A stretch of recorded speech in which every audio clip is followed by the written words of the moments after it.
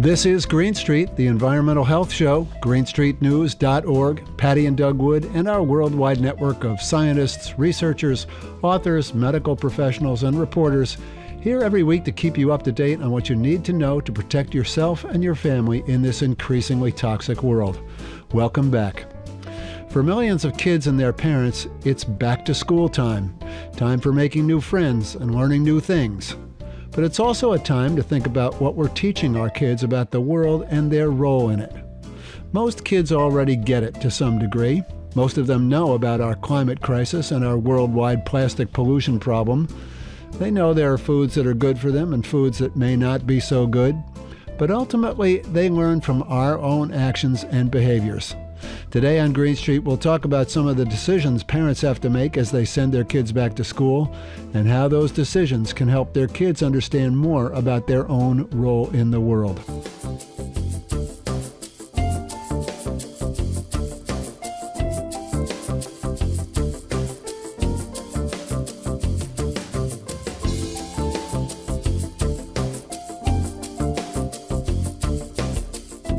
So it's back to school time. Patti, what are the most important things for parents to consider as they send their kids back to school? Well, since we were just talking about plastic, you're going to have to try to find plastic-free school supplies, plastic-free lunch containers, and so on, and also plastic-free clothing. Yeah. I know this is crazy, but, clothing is a big player in the plastic pollution problem that we have. Yeah, a giant big player. And this is a time when everybody's out shopping. It's back to school. So they're buying clothes and they're buying, new sports equipment and they're buying school supplies for the classroom. And they're buying new lunchboxes and all the stuff that goes in those lunchboxes. And so it's a really important time to think about what the consequences are of just continuing to buy single-use plastic things and to buy things that are actually shedding microplastics. And it's a chance to teach your kids a little bit something about the world and about, environmental stewardship and be about individual responsibility. And this is an opportunity to educate your child. No matter whose classroom your child has been assigned to this year, you are their first and most important teacher. Yeah, that's right. And that's written in one of the suggestions or tips for back to school from Beyond Plastics, the nonprofit that's based up at Bennington College. Mm-hmm. You need to make a point of explaining why you're looking for items that are reusable and looking around your house for things that are still good. Yeah. You don't have to buy new stuff every single year. It was still good in June. Kids like and to it's have... been sitting around in desks and wherever for 2 months. You can just pack it right back up into your school supplies. Well, kids like to have new stuff, but again, it's a learning opportunity for them to understand why it's important not to just continue to buy new stuff and replace perfectly good stuff. Like our friend who was throwing out a perfectly good baby seat because it was past its expiration date. Mm-hmm. I couldn't believe it. A perfectly good baby seat. An elaborate baby seat, an expensive baby seat. She has that out for the garbage. I said, I think your baby seat is out by the garbage. She said, oh yeah, it's past its expiration date. I'm like, huh? Holy cow. All right, anyway, sorry, go ahead. So, I think you can divide this up into those different things that I just spoke about, which is number one, shopping for school supplies. Number two, lunches are really important, lunches and snacks. And then clothing. And it's not easy to do this. It's much easier to go to the store and just take the list, which was sent by the new teacher, of all the supplies that they want your child to have on day one. And order it, right? Go to Amazon or go to Staples or go to, wherever, Target, and just go buy all new stuff, and 99.9% of it is plastic. So let's talk about school supplies. What kind of things are we talking about? We're talking about notebooks and folders and pencils and pens and markers and things like that? Yeah, and one of the things about school supplies is that many of them are made of plastic, and so they last a long time. Yeah. So you can absolutely use what you already have from last year. If it's not beat up or broken or ripped in some way, just take it out, give it a little wipe down with a sponge or something, and you've got a 3-ring binder and a ruler and a scissors, which you don't need to go out and buy all over again every single year. Or maybe it belonged to an older brother or older sister who's moved on in grades and, Exactly right. Older siblings or family members, school supplies can sometimes work as hand-me-downs. Yeah. So there are also plastic-free options, and a lot of things out there are refillables now. You can get refillable pens, you can get wooden pencils, you can get wooden rulers and metal rulers. That's it. You really need to think about that. And I'm guilty because I was just helping my granddaughters buy their school supplies, and we were going through the list and finding all the things that we needed and just buying new things. It's exciting for kids to go shopping. Oh, 100%. I mean, I was able to, we got cloth, we got a canvas bag, for all their pens and pencils and the erasers and so on, instead of a plastic one. What about backpacks and things? Can you get canvas backpacks? Well, backpacks are a problem because backpacks are usually made from plastic. Mm-hmm. And the other thing that's wrong with backpacks is that they're all covered with PFAS. It makes them stain and water resistant.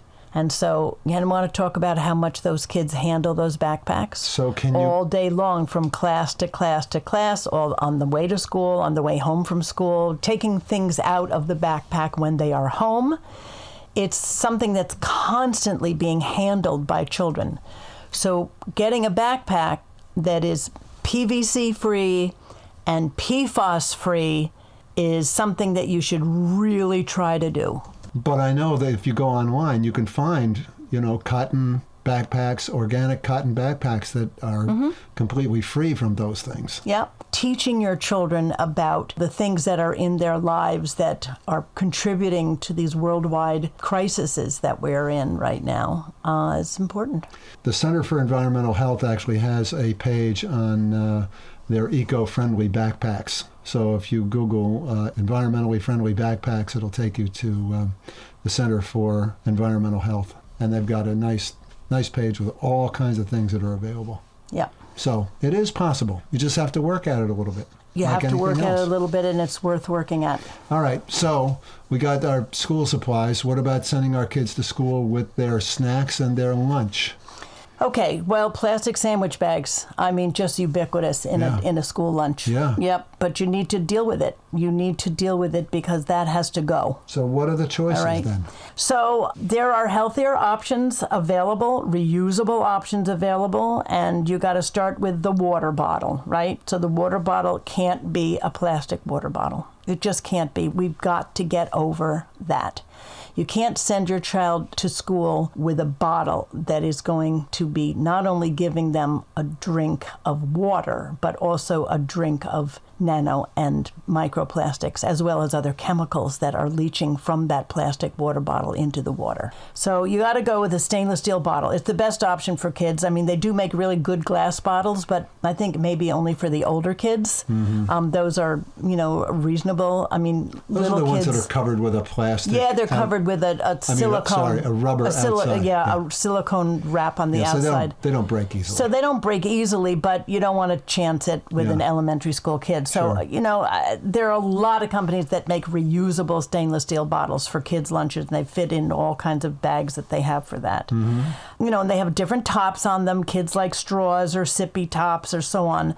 But you've got to avoid those plastic water bottles, even if they are reusable. And sometimes plastic water bottles are not just the ones that you throw out, every time, the little 6-ounce or the 12-ounce or the 16-ounce bottles, but they're reusable plastic water bottles. And you got to avoid those too. Because as they get scratched, that makes it even easier for the chemicals that are in that plastic to leach into the water.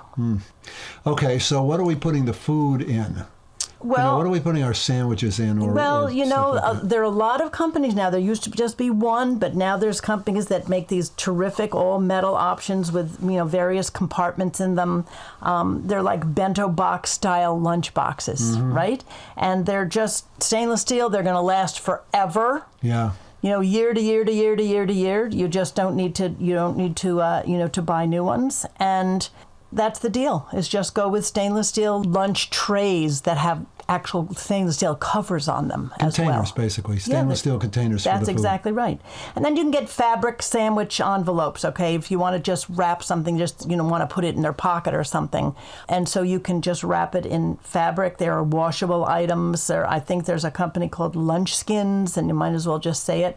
Lunchskins and Stasher and Abigo and other companies that are making reusable and washable sandwich things with a little Velcro on them that closes them and holds the sandwich in. But you can also just put them in a parchment bag or a paper bag or a wax paper bag. Hello. That's what we always had our sandwiches in. We never had plastic sandwich bags. Yeah. And so that works also very well. And what are you putting in those lunches? I was just going there. What are you sending your kids to school with for snacks and to kids eat? love these already, these prepackaged little brightly colored, fun-looking snack packs that are just all plastic. And the food is not good. And the food is not good. All this processed foods. I mean, kids love the processed, especially the snacks. I mean, you go to these stores and you can get 24 little individually wrapped in plastic little snacks of all kinds of stuff. And that's what parents buy. It's easy. And you throw these little snacks in, and you throw their little lunch thing in, you throw in a little pudding, in plastic, and lunch. Done. Okay, so what would you do? Well, it takes a little bit more time and effort, but if you want to do snacks, let's talk about snacks for a second. You go to a place where they have a bulk section, and you can get nuts and dried fruits, like mangoes and all kinds of things that kids like, apricots and raisins and whatever, and all different kinds of nuts. And then you can just make up your own little packs of these little snacks. You can put them in the bento box. You can put them in a little parchment or wax paper bag or a little paper bag. And I suppose your kids could help you make it. Right? Absolutely. So they could be part of the process. 100%. So you mix them all up, you buy all these things at a co-op, and you buy them in a paper bag, right? And then you put them in glass jars when you get home. And then, you can mix all these things. Kids can decide, what they want for kind of like a trail mix thing. Yeah. And you put them all in a bowl and you mix them up, and the kids can put them in their little bags. And they can make 24 of their little bags if they really want to, with a little sticker on them, if they want. Yeah. Okay, let's talk about what kids are wearing when they go to school. Well, this is something we really need to talk about more, because clothing is problematic now for children's health, and it's because plastic clothing, which would be polyester and acrylic and rayon and nylon and all those kinds of plastic fabrics, can shed. And when they shed, while your child is wearing them, your child is actually breathing in these micro and nanoplastics, which is just a little bit scary to me. Yeah. I mean, we just don't know what the long-term effects of having these plastic particles in your brain and in your heart and in your other organs is. It's really kind of frightening. So you're talking about acrylic sweaters and, fleeces and things like that. Polyester, the number one fabric for kids' clothes. You don't have to iron it.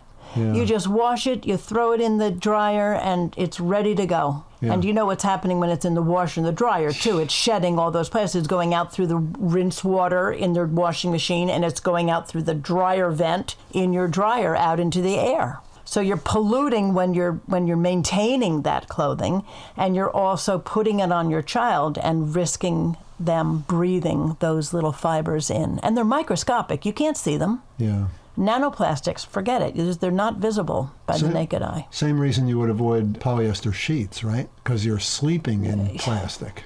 Yeah, and blankets. I mean, it's hard to find a non-polyester blanket if you go to any store. Yeah. Especially kids' blankets, they make them with all kinds of characters, cartoon characters, and movie characters and so on them, and kids want them. They're designed to be attractive and appealing to children. All right, so what are you buying for your kids? Cotton? Yep, you're buying cotton, wool, linen, bamboo. Bamboo less so, but mostly cotton. Just cotton, because they make really, really good kids' clothing out of cotton. And, put a sweater on them, a wool sweater. And there's washable wool now. And so that's a good thing too. What do you mean washable You wool? can wash some wool things. And it doesn't shrink? And it doesn't shrink. Really? Yeah, I don't even want to know what chemicals they have to put in to make it not shrink. Speaking of chemicals, though, they are Right. a lot of chemicals. We've done shows on this. So there's so many chemicals in the clothing. In clothing, I know. It's just it's unbelievable. really, really tough. But you have to also keep in mind that we don't want to just keep turning over the clothing all the time, just, cleaning out all the stuff from last year and buying all new clothing for the next school year, right? This is what happens. I mean, the stores are like empty of clothes right now because everybody's getting ready to go back to school. So you go clothing shopping, right? I mean, when our kids were little, we would get one brand new outfit, the whole thing. And then, we'd look at what they had, and maybe there were some hand-me-downs from an older sister or brother. And then neighbors had clothes that were left over and their kids had grown out of them. And that's something that you really need to try to do too.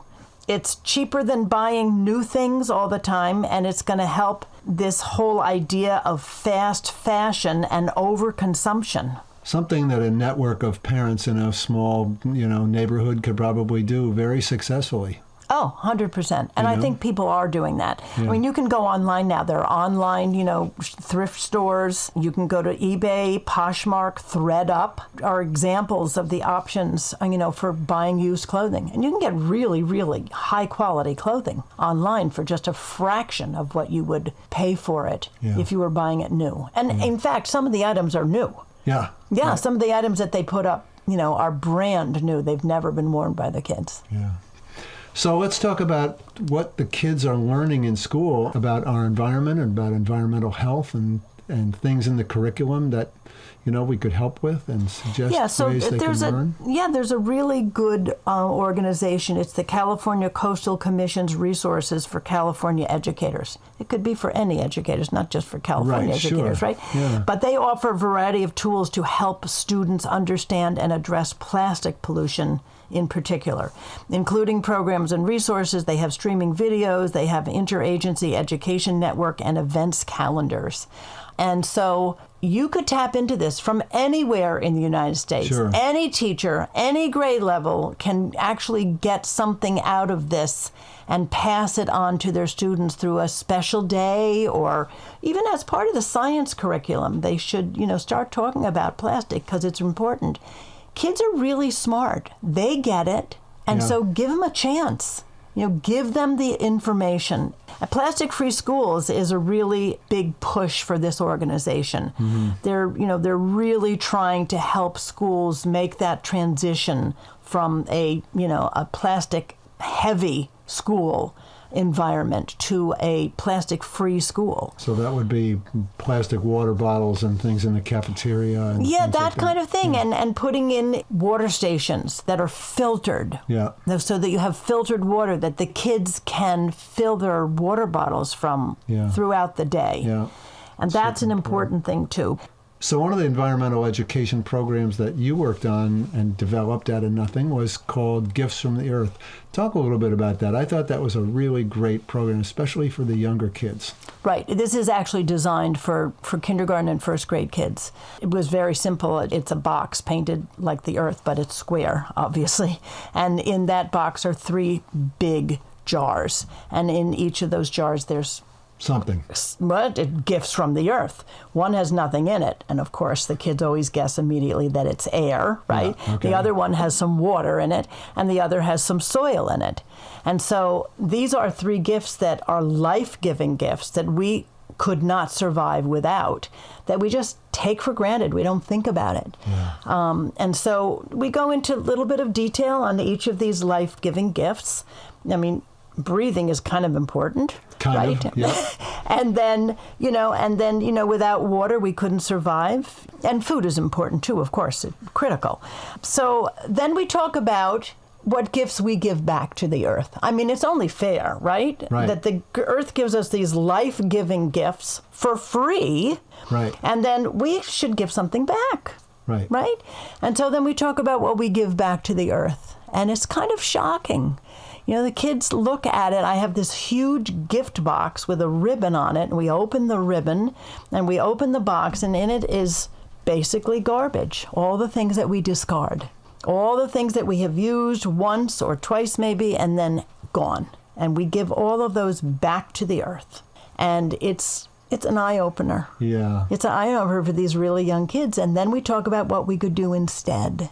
And so that's a good program to start with. Yeah. Yeah. Yeah. And as I recall, you made up that program on my way to a school one day. On your way to a school. Right now, they said, could you come and do something for Earth Day? And I'm like, okay.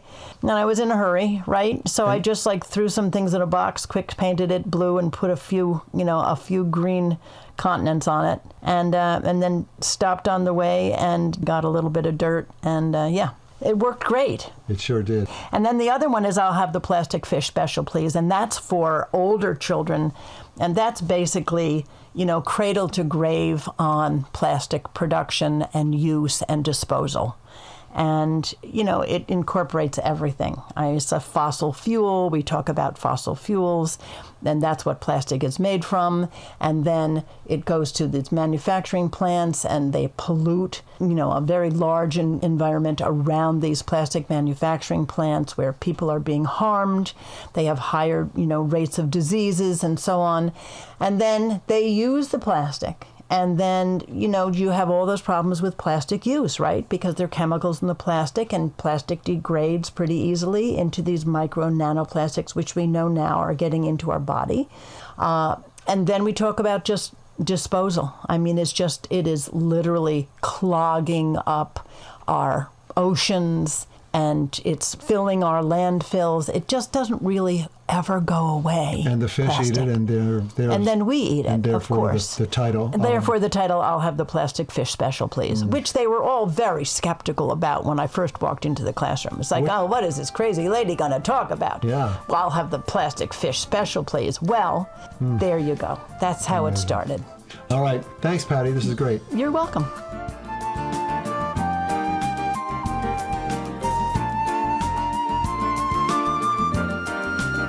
Patti Wood, environmental educator, founder and executive director of Grassroots Environmental Education, visiting scholar at Adelphi University, and my co-pilot here on Green Street. She's also playing the flute on this track that you're hearing right now. That's going to do it for this edition of Green Street. Patti and I will be back next week with another edition of the show. Thanks for listening.